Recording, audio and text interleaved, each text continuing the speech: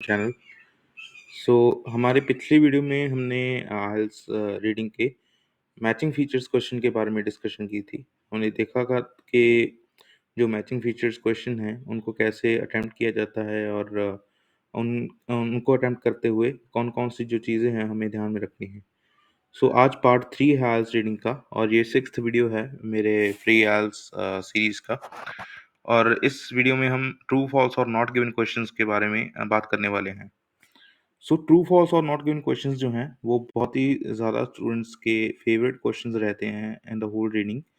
And one of the major reasons for this is that कि उनके पास क्या होता है कि ये जो क्वेश्चंस हैं ये कंपैरेटिवली इजी समझते हैं students as compare to other question types, जो कि बात कहीं ना कहीं सही भी है। अ, हम आगे देखते हैं कि इन क्वेश्चन टाइप्स को हम कैसे सॉल्व करते हैं। सबसे पहले फंडामेंटल्स थोड़े से। In IELTS academic reading true false and not given, you are required to judge whether the information given in the question statement is true, false or not given according to the passage. जैसे कि आप समझ ही गए होंगे कि आपको different questions जो हैं वो दिए गए हैं और आपको ये बताना है कि ये जो क्वेश्चंस की स्टेटमेंट्स हैं पैसेज के अकॉर्डिंग वो ट्रू हैं, फॉल्स हैं और या फिर नॉट गिवन है, मतलब उनके बारे में जो इन्फॉर्मेशन है वो प्रोवाइड नहीं की गई है। The key part there is to understand the passages clearly and choose the correct answer. यहाँ पे आपको बहुत ही ध्यान से जो स्टेटमेंट है उनको समझ के ये बताना होता है कि कौन सा करेक्ट आंसर जो है करेक्ट है अमंग ट्रू, फॉल्स और नॉट गिवन। यहाँ पे जो है बहुत ही ज़्यादा कंसंट्रेशन की ज़रूरत है और आप स्कैन करोगे पैराग्राफ्स को और कीवर्ड्स को फाइंड आउट करके स्टेटमेंट्स में से उन कीवर्ड्स को फाइंड आउट करोगे, ट्राई करोगे फाइंड करने की इन द पैसेज। और वहाँ पे जब आपको स्टेटमेंट जो है उसका लोकेशन मिल जाएगा, तब वहाँ से आप स्टेटमेंट को पढ़ के अपनी क्वेश्चन की स्टेटमेंट के साथ मिलाओगे और देखोगे कि वो जो इन्फॉर्मेशन है वो ट्रू है, फॉल्स है या नॉट गिवन है। जब हम आगे ये हो जाएगा। To do well in this task you must need to have a good amount of attention and comprehensive capability. यहाँ पे आपको अटेंशन देने की ज़रूरत है, मैं दोबारा से कह रहा हूँ। और कैपेबिलिटी जो है आपके अंदर कॉम्प्रिहेंसिवनेस की होनी चाहिए, मतलब आप कॉम्प्रिहेंड अंडरस्टैंड करने के काबिल होने चाहिए कि एक्चुअली स्टेटमेंट में जो है क्वेश्चन में पूछा क्या गया है। अभी हम अगर स्किल्स की बात करें, that what are the skills that you are required. इस टाइप किस्म के क्वेश्चन में सबसे पहले जो स्किल है दैट इज स्कैनिंग, जो कि हमने पहले वीडियो में कवर कर रखा है कि स्कैनिंग क्या होता है। You have to find a keyword from the question statement. आप क्वेश्चन स्टेटमेंट्स में से एक कीवर्ड को उठाओगे और उस कीवर्ड को मद्देनजर रखते हुए उसको फाइंड आउट करोगे इन द पैसेज। और जहाँ पे वहाँ पे आपको कीवर्ड मिल जाएगा, तो वहाँ से आप लोकेशन जो है आपको मिल जाएगी क्वेश्चन की और वहाँ से आप पढ़ना स्टार्ट करोगे और अपना जो है आंसर लगाओगे। सिनोनिम्स एंड पैराफ्रेजिंग का खास तौर पे आपने ध्यान रखना है, क्योंकि मैंने पिछली वीडियो में भी बताया है कि क्वेश्चंस में जो वर्ड्स होते हैं और जो लोकेशन में जहाँ पे आंसर होता है वहाँ पे जो वर्ड्स होते हैं वो एग्जैक्टली सिमिलर होने के चांसेस बहुत ही ज़्यादा कम होते हैं। और मोस्ट ऑफ द केसेस में सिनोनिम्स या पैराफ्रेजिंग की जाती है उनकी। और comprehension of the passage is must, understanding आपको होनी चाहिए। आप के पास ये कैपेबिलिटी होनी चाहिए कि आप पढ़ के इजीली अंडरस्टैंड कर पाओ कि एक्चुअली में कहा क्या गया है। विदाउट वेस्टिंग एनी टाइम चलिए आगे बढ़ते हैं। यहाँ पे मैंने एक ऑलरेडी जो है डॉक्यूमेंट तैयार रखा है। Just a second, not this one but this one, right. So ये हमारा डॉक्यूमेंट है। यहाँ पे आप देख सकते हो कि यहाँ पे एक टेक्स्ट दिया गया है, the life and work of Marie Curie. Marie Curie एक साइंटिस्ट थी, जिनको नहीं पता है इन्होंने जो है रेडियो एक्टिविटी में बहुत सारा रिसर्च की है और नोबेल प्राइज़ भी जीते हैं कई। यहाँ पे टेक्स्ट है मैरी क्यूरी के बारे में और यहाँ पे नीचे जो है हमें कुछ क्वेश्चंस दिए गए हैं। देखिए यहाँ पे ट्रू नॉट गिवन कुछ ऐसा देखने को मिलता है आपको इंटरफेस इन क्वेश्चंस का। और अगर हम पढ़ें तो देखिए, do the following statements agree with the information given in the passage. हमें बताना है कि क्या ये जो स्टेटमेंट्स हैं वो एग्री करती हैं पैसेज में से। In the box 1 2 3 in your answer sheet right true आपको ट्रू लिखना एग्रीज विद द इन्फॉर्मेशन। अगर ये स्टेटमेंट जो है वो इन्फॉर्मेशन के साथ एग्री करती है, मतलब जो चीज़ यहाँ पे बताई गई है सेम एज इट इज वहाँ पे भी चीज़ है, इन्फॉर्मेशन है, तो वहाँ पे आप ट्रू कहेंगे। False if the statement contradicts with the information. अगर कॉन्ट्राडिक्ट करती है इन्फॉर्मेशन दोनों जगह पे, क्वेश्चन में और पैसेज में, कॉन्ट्रडिक्शन का मतलब अगर एक दूसरे के ऑपोजिट है तो आप कहोगे फॉल्स। और not given if there is no information given. अगर इन्फॉर्मेशन नहीं है, इसके बारे में कोई भी जानकारी नहीं है स्टेटमेंट के बारे में, क्वेश्चन स्टेटमेंट के बारे में, तो आप कहोगे कि ये जो हमारा आंसर है इस चीज़ का वो है नॉट गिवन। तो चलिए हम स्टार्ट करते हैं। तो सबसे पहले जैसे कि मैंने बताया है कि आप जो है स्टेटमेंट को पढ़ोगे और वहाँ से कीवर्ड्स को उठाओगे। सो हम अगर पहला क्वेश्चन जो है उसको अटेम्प्ट करें तो वहाँ पे लिखा है, देखिए, that Marie Curie's husband was a joint winner of both Marie's Nobel prizes. तो बेसिकली यहाँ पे कहा गया है कि जो मैरी क्यूरी का हस्बैंड थे जो वो जॉइंट विनर थे दोनों ही मैरी क्यूरी के नोबेल प्राइजेस के। मतलब जो दो मैरी क्यूरी को नोबेल प्राइज मिले थे, उन नोबेल प्राइज में से जॉइंट विनर थे उनके हस्बैंड भी। मतलब जॉइंट विनर का मतलब कि दोनों को मिला था, मैरी क्यूरी को भी और हस्बैंड उनके हस्बैंड को भी, दोनों नोबेल प्राइज उन्होंने एक साथ जीते थे टुगेदर जॉइंटली। सो अगर तो उन दोनों ने मिलकर ही दोनों बार जो नोबेल प्राइज मिले हैं, अगर मैरी क्यूरी ने अपने हस्बैंड के साथ जॉइंटली वो विन किए हैं, तो हम कहेंगे कि हाँ हमारा आंसर जो है वो ट्रू है, क्योंकि एग्री जो है इंफॉर्मेशन जो है वो अवेलेबल है और ट्रू है, एग्जैक्टली सिमिलर है।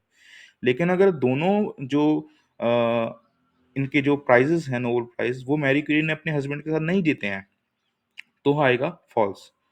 दोनों में से अगर मतलब दोनों नहीं जीते हैं, मतलब दो में से एक जीता है और एक नहीं भी जीता है, तब भी हम फॉल्स ही कहेंगे। और नॉट गिवन कहेंगे अगर हमारे पास कोई भी इंफॉर्मेशन इसके रिगार्डिंग हमें नहीं दी गई है पैसेज में। तो चलिए हम यहाँ से कोई जो है कीवर्ड उठा लेते हैं। सबसे पहले मैं कीवर्ड उठाऊंगा नोबेल प्राइजेस, और जॉइंट विनर को हम देखते हैं, नोबेल प्राइज की बात देखते हैं कहाँ पे की गई है। सो बेसिकली अगर मैं पढ़ना शुरू करूँ तो हमें बताया गया है कि नोबेल प्राइज़ का जो मेंशन है यहाँ पे पहली बार जो है हुआ है। Let me highlight it for you. ज़रा इसको मैं हाइलाइट कर दूँ।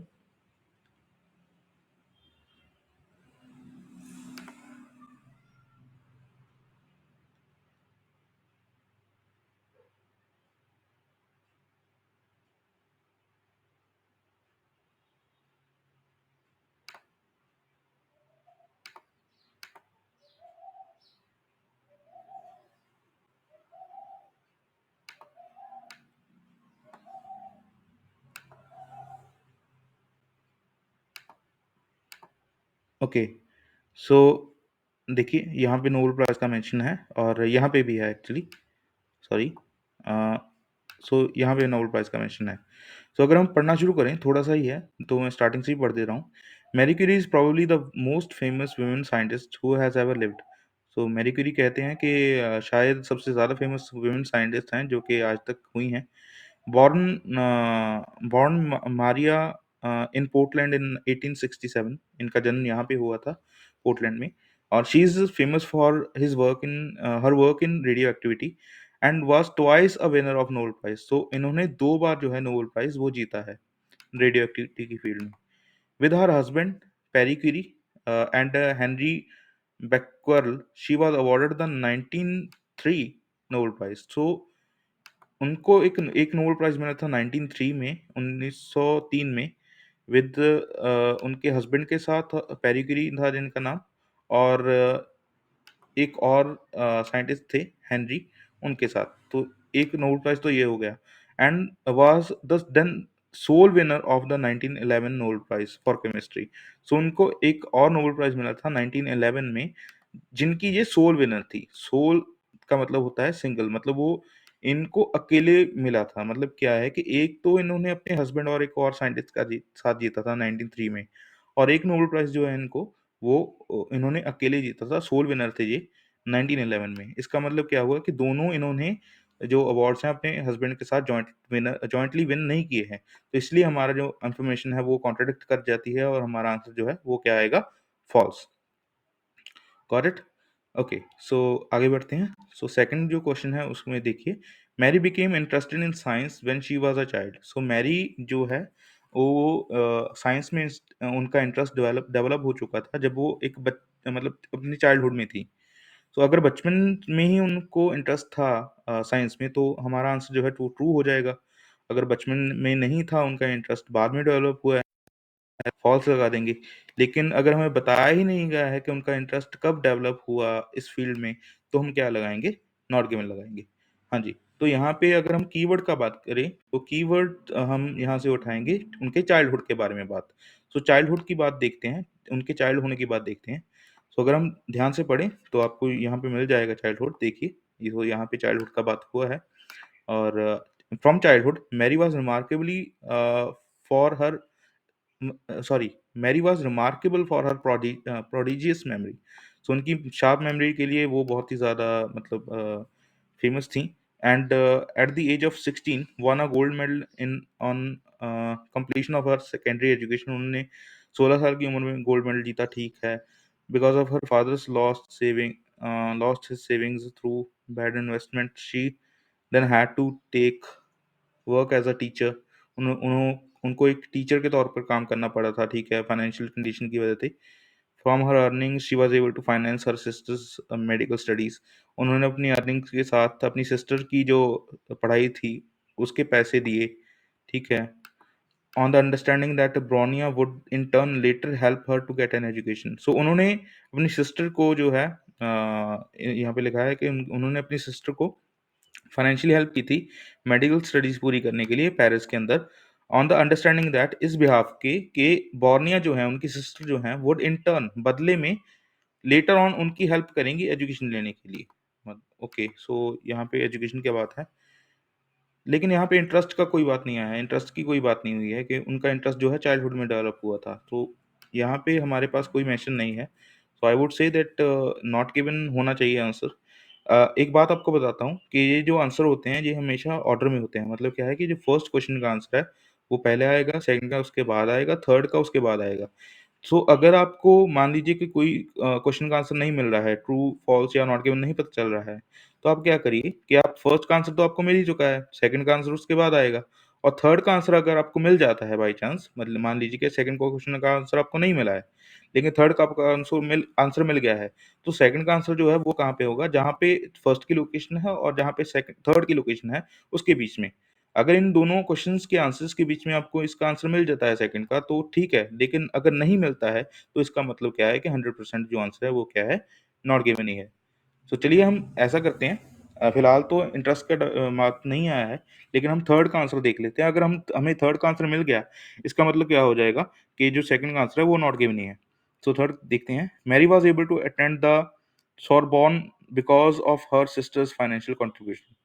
सो मैरी जो थी वो सोबॉर्न को अटेंड कर पाई। सोबॉर्न एक यूनिवर्सिटी है, एक इंस्टीट्यूट है, because of her sister's financial contribution, अपनी सिस्टर की फाइनेंशियल हेल्प की वजह से। मतलब उनकी सिस्टर ने उनको हेल्प किया था ये इंस्टीट्यूट को अटेंड करने में फाइनेंशियली। अगर तो मैरी अपनी सिस्टर की फाइनेंशियल हेल्प की वजह से जो है वो कर पाई थी इस इंस्टीट्यूट को अटेंड, तो हम कहेंगे कि हाँ ट्रू है, अदरवाइज फॉल्स होगा। और अगर इन्फॉर्मेशन नहीं दी गई है तो नॉट गिवन होगा। चलिए चलते हैं। हमने यहाँ पे जैसे पढ़ा था कि from her earnings she was able to finance her sisters medical studies in Paris. तो उन्होंने अपनी कमाई के साथ जो था अपनी सिस्टर की जो स्टडीज थी, मेडिकल स्टडीज, उनको हेल्प किया था स्टडी हासिल करने में, on the understanding that Bronia would in turn later help her to get an education. तो उन्होंने एक इस बिहाफ क्यों अपनी सिस्टर की हेल्प की थी कि बाद में बदले में जो सिस्टर हैं उनको अपनी एजुकेशन कंप्लीट करने के लिए, मतलब मैरी मैरी अपनी जो मैरी की एजुकेशन है, उनकी सिस्टर उनकी एजुकेशन कंप्लीट करने के लिए उनको हेल्प करेगी। तो देखते हैं आगे।